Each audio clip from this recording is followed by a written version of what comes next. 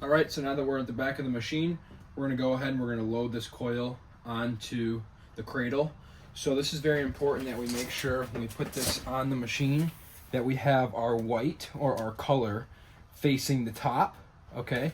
And we have our color also facing the back of the machine. So it's gonna come into the machine like this. That way when it folds in, so it's gonna wrap around underneath, and when it folds back in, the white's on the outside. So I'm gonna set this on there and then show you guys a little bit closer of a look at that. So you're gonna take your cradle like this, or your coil, hold it with two arms. You wanna grab one side here, grab the other side here. So you go ahead and lift this up like so.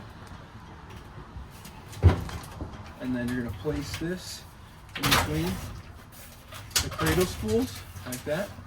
All right, and you can see that this spins freely now. And I'm gonna show you guys a little bit closer of what we're gonna need to do next. All right, so you can see here that we have our two pieces of tape and we have our white on the top. We have our finish point facing the bottom of the machine like this. All right, so if it was flipped the opposite way, it would not be correct. So we're gonna go ahead and we're going to remove these pieces of tape here. All right, like that. Move this one. That's gonna go up. That's fine for now.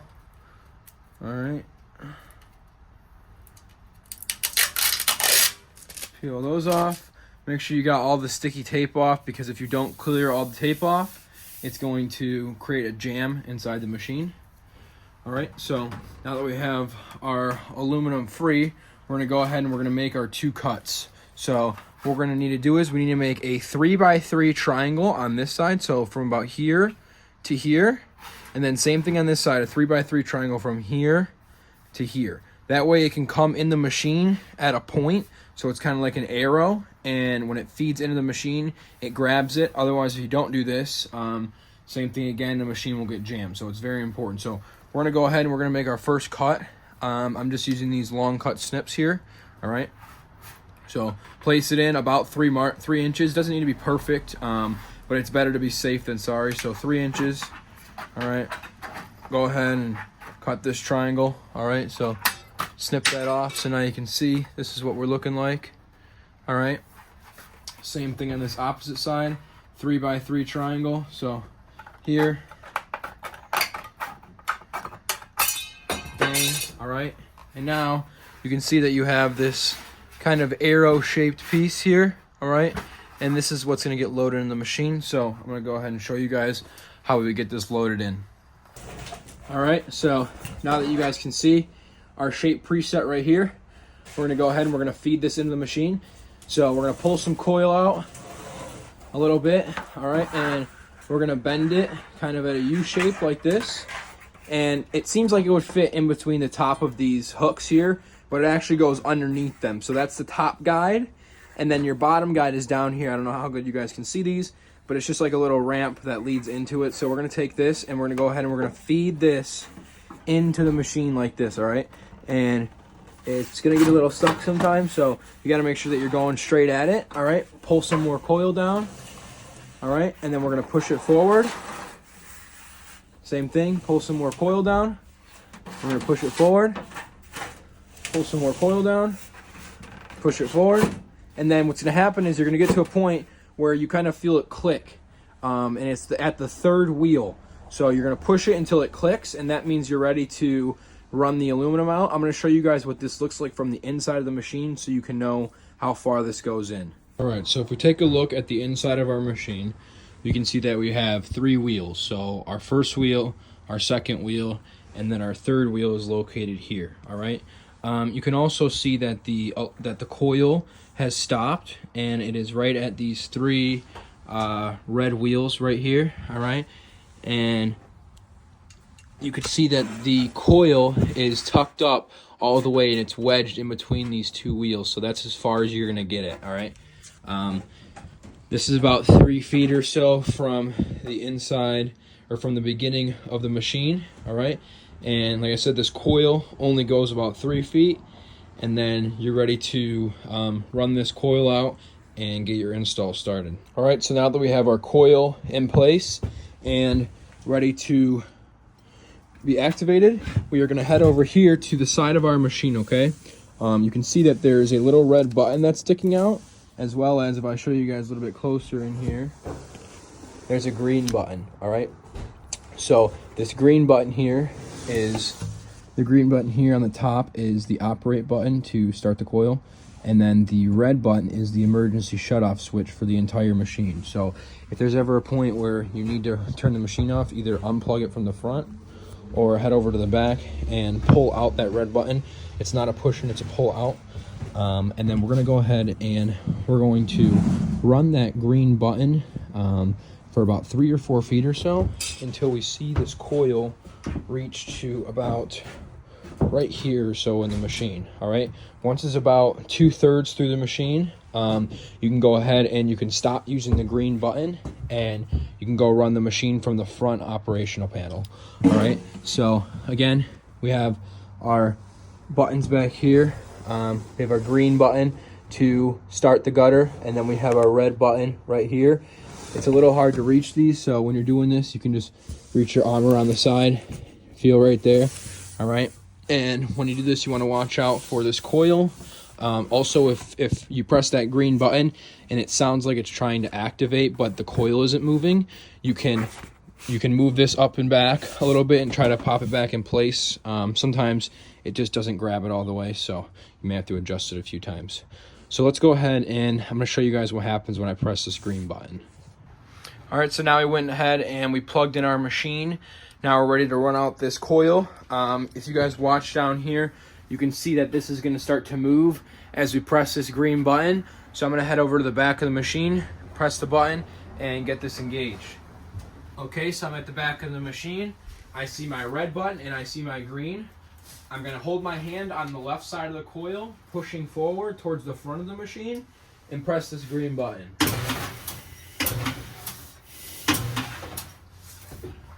All right, so you guys can see that this coil started to move forward, and you can see that it's starting to bend into its original shape.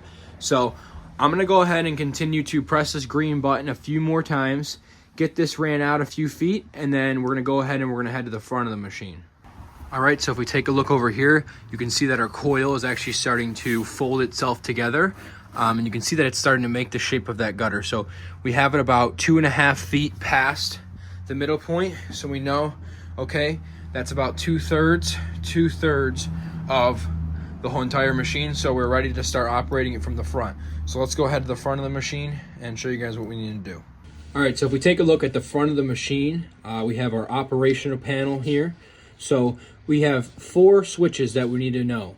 The first switch that's very important is we have our forward and reverse. So this is important for knowing, okay, when we flip this way, it means the machine is going to go backwards. Okay, so if we run the coil too long and we need to go back 3 or 4 inches, go backwards, cut it off, make your right measurement, and then move on. If we want it to run forward, which we should be doing 95% of the time, we're going to flip it to here, which is forward. You can see that it says forward right here, and you can see that it says reverse back here, all right? And then we have our green button and we have our red button. Green is to go, red is to stop. So no matter what mode it's on, when you press green, it'll stop it. When you press red, it'll shut it off. All right. If we head down here, we have our second button, which this is our jog. All right. So jog means it's going to go out. It's going to go out at a decent pace. It's the slower option of the two. And then we have our run, which is our faster option. So when we have it on run, it is very important to know that when you press this green button, it will not turn off until you either switch this back to jog or reverse, or hit this red button. So, if you're running a gutter out by yourself and you got a big run to do, press this green button, and while it's running it out, you can go ahead and add some hangers and walk with the gutter until you get to about 60, 70 feet. Walk back to the machine, press that button, and then go about your day. Now you do need to be careful with that button, because if you're not paying attention, you can run the gutter out a lot longer than you're supposed to. And if you run the gutter out more than 3 feet than you're supposed to, part of it gets wasted because it starts to bend backwards. So just make sure that you guys are paying attention if you use this run feature. So now that we have our coil loaded up and ready to go inside the machine, the first thing that we're going to need to do is we're going to need to put this on forward because we want it to go forward, and we're going to put this on jog because we just want to make sure it comes out to the front of the machine and no more. All right. Also, one more thing to note: when you guys are loading in your coil and you go to start the machine from the back and get the coil, loaded in initially, you need to make sure that this is on jog and that this is on run, so it stays exactly how it is now, okay? If it's on reverse, it won't even engage itself. So it's very important that you have these two set up exactly like how it is now when you start your machine, because if not, like I said, it's not gonna let you engage. So this is the control panel. Like I said, we have our reverse, and then we have our forward, all right? And then we have our run, and we have our jog, all right? And then this is our kill switch, and then this is our run switch. Down here we also have two extension outlets. If you want to plug in a saw or any other extension cords here, you can do that as well. Typically we don't use these, but if you ever need to, they're there. All right, so this is our control panel. Now, like I said, I'm going to show you guys from the top view of what happens when I press this green button. All right, so now looking at the front of our machine, again, we have here our run, we have our reverse, and then we have our forward, we have our run, and we have our jog. So again, we're gonna put this to jog, okay, and then we're gonna put it to run. So we're gonna go ahead and we're gonna press this green button, and we're gonna hear that the machine is gonna start to form the gutter. So we're gonna press this. I can hear that gutter coming. All right, and then as we start to press it, we're gonna see it comes out there.